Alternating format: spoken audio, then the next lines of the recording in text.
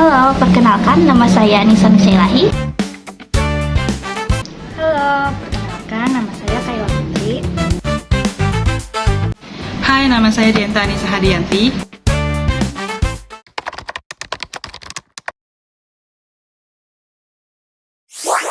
Apa itu etika Pancasila? Etika Pancasila adalah salah satu cabang ilmu prinsip atau dasar yang mendefinisikan prinsip-prinsip Pancasila.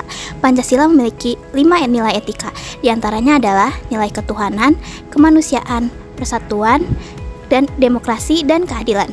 Perintah ketuhanan meliputi aspek moral, perintah kemanusiaan meliputi aspek hubungan timbal balik antar manusia, perintah persatuan meliputi aspek persatuan, nilai cinta rumah, dan demokrasi. Perintah-perintah ajaran mencakup aspek nilai bentuk, perintah menghormati orang lain, dan keadilan memasukkan aspek nilai kepedulian terhadap nasib seorang individu. Pada etika Pancasila tercermin 4 tabiat saleh, yaitu kebijaksanaan, kesederhanaan, keteguhan, dan keadilan. Seberapa penting sih penerapan Pancasila sebagai sistem etika?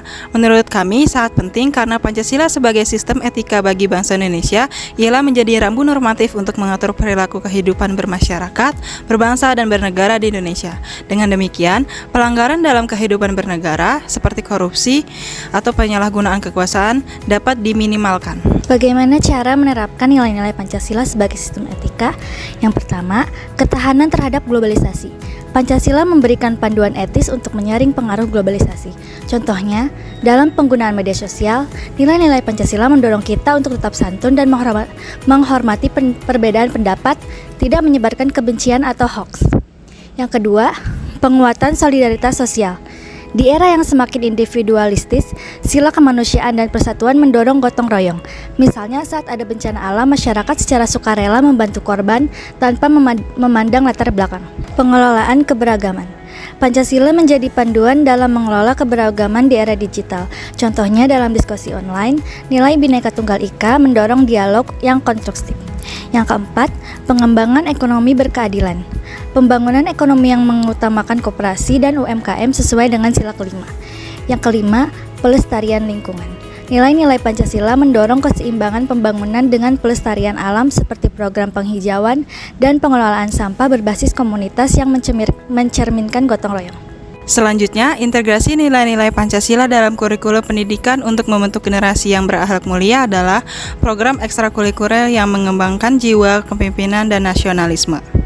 Selanjutnya, pengembangan teknologi yang memperhatikan kepentingan semua lapisan masyarakat, diantaranya adalah program digitalisasi UMKM yang membantu pengusaha kecil bersaing di era digital.